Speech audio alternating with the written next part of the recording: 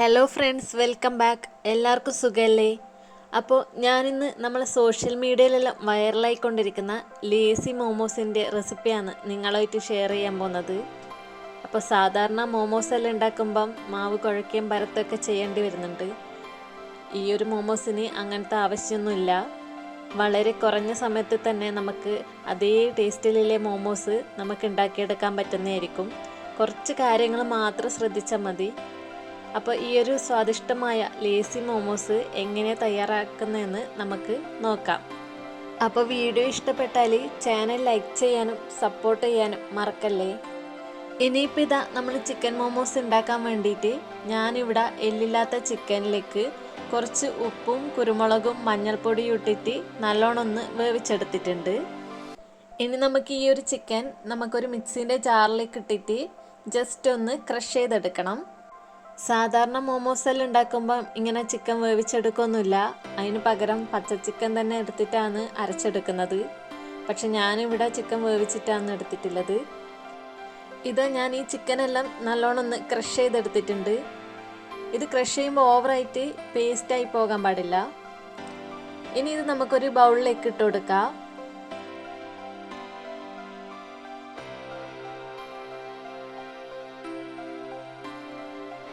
ഇനി നമുക്ക് ഇതിലേക്ക് ഒരു അരക്കപ്പ് സവാള ചെറുതായി അരിഞ്ഞത് ചേർത്ത് കൊടുക്കാം. അതിനുശേഷം ഇതാ 2 ടേബിൾ സ്പൂൺ മല്ലിയിലയും പിന്നെ 2 പച്ചമുളകും കൂടി കട്ട് ചെയ്തതും കൂടി ഞാൻ ഇട്ടുകൊടുത്തിട്ടുണ്ട്.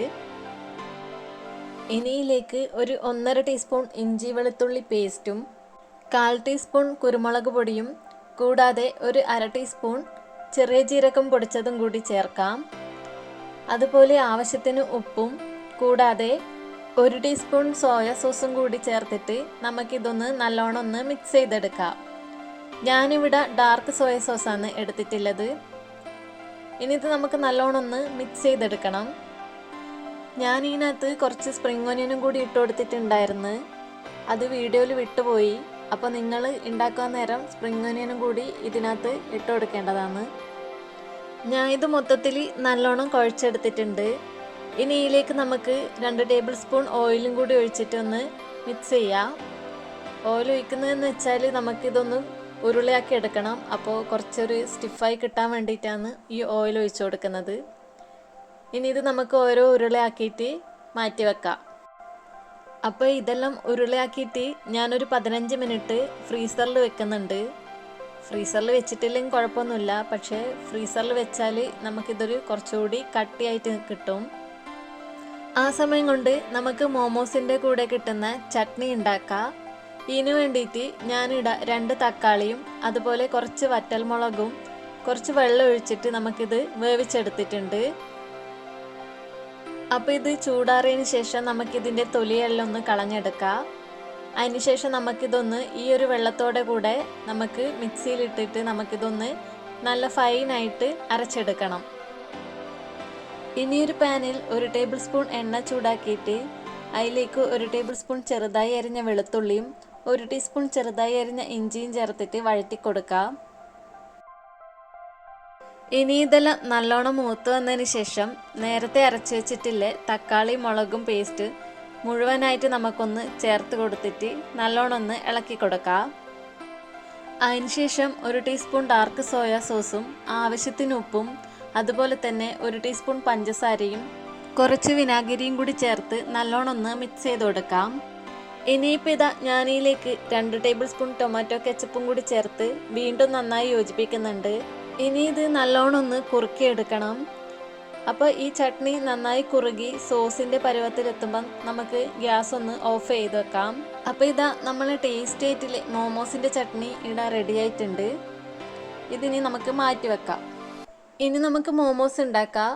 അതിന് വേണ്ടിയിട്ട് ഞാനിവിടെ ഒരു ബൗളിൽ മൈദയും അതുപോലെ തന്നെ ഒരു ബൗളിൽ വെള്ളവും എടുത്ത് വെച്ചിട്ടുണ്ട്. അതിനുശേഷം ഇതാ നമ്മൾ നേരത്തെ തയ്യാറാക്കി വെച്ചിട്ടില്ലേ ചിക്കൻ ബോൾ ഓരോന്നായി എടുത്ത് മൈദയിൽ ജസ്റ്റ് ഒന്ന് കോട്ട് ചെയ്തെടുക്കുക. അതിനുശേഷം ഈ വെള്ളത്തിലേക്കൊന്ന് ഡിപ്പ് ചെയ്ത് കൊടുക്കുക. അപ്പോൾ വെള്ളത്തിൽ ഡിപ്പ് ചെയ്യുമ്പം അധികം മുങ്ങിപ്പോകൊന്നും വേണ്ട, ജസ്റ്റ് ഒന്ന് ഡിപ്പ് ചെയ്താൽ മാത്രം മതി. അങ്ങനെ ഒരു 3-4 പ്രാവശ്യം നമുക്ക് വെള്ളത്തിലും മൈദയിലും ഇട്ടിട്ട് കോട്ട് ചെയ്തെടുക്കാം. അപ്പോൾ ഇങ്ങനെ 3-4-5 പ്രാവശ്യം ഈ ഒരു മൈദയിലിട്ട് കോട്ട് ചെയ്യുമ്പോൾ തന്നെ നമുക്ക് സാധാരണ മോമോസിൻ്റെ ഒരു ഷീറ്റ് എങ്ങനെയാണോ അതുപോലെ തന്നെ കിട്ടുന്നതായിരിക്കും. ഇനി ഇത് നമുക്ക് എല്ലാ ബോളും ഇതുപോലെ ഒന്ന് കോട്ട് ചെയ്തെടുക്കാം. ഞാൻ ഇതെല്ലാം ഒന്ന് മൊത്തത്തിൽ സെറ്റ് ചെയ്ത് വെച്ചിട്ടുണ്ട്. ഇനി ഇത് നമുക്കൊന്ന് വേവിച്ചെടുക്കണം. അപ്പോൾ ഞാൻ ചില റീൽസിലെല്ലാം കണ്ടിട്ടുണ്ട് ആൾക്കാരെല്ലാം വെള്ളത്തിലിട്ടിട്ട് വേവിക്കുന്നത്. പക്ഷേ അങ്ങനെ ചെയ്യുമ്പോൾ ഇത് പൊട്ടിപ്പോവാൻ നല്ല ചാൻസ് ഉണ്ട്. സോ ഞാനിത് ഇഡ്ഡലി പാത്രത്തിൽ സ്റ്റീം ചെയ്തെടുക്കുകയാണ് ചെയ്യുന്നത്. ഏകദേശം മീഡിയം ടു ഹൈ ഫ്ലെയിമിൽ ഞാനൊരു 10 മിനിറ്റ് ഇത് സ്റ്റീം ചെയ്തെടുത്തിട്ടുണ്ട്. അപ്പോൾ കണ്ടില്ലേ, മോമോസ് എല്ലാം നല്ലോണം വെന്ത് വന്നിട്ടുണ്ട്. അങ്ങനെ വളരെ എളുപ്പത്തിൽ തയ്യാറാക്കുന്ന വൈറൽ ലേസി മോമോസ് ഇവിടെ റെഡി ആയിട്ടുണ്ട്. ഇത് ഞാൻ നിങ്ങൾക്കൊന്ന് കട്ട് ചെയ്ത് കാണിച്ചു തരാം. ഇത് കട്ട് ചെയ്യുമ്പോൾ തന്നെ മനസ്സിലാവുന്നുണ്ട് നല്ല സോഫ്റ്റ് ആയിട്ടുള്ള മോമോസാണ്.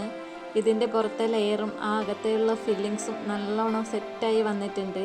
ഇത് നമ്മൾ തയ്യാറാക്കിയിട്ടില്ല ഈ ചട്നിയുടെ കൂടെ കഴിക്കുമ്പോൾ ശരിക്കും നമ്മൾ ഈ റെസ്റ്റോറൻറ്റിൽ നിന്നെല്ലാം കഴിക്കുന്ന പോലത്തെ മോമോസിൻ്റെ അതേ ടേസ്റ്റ് തന്നെയാണ് ഉണ്ടാവുന്നത്.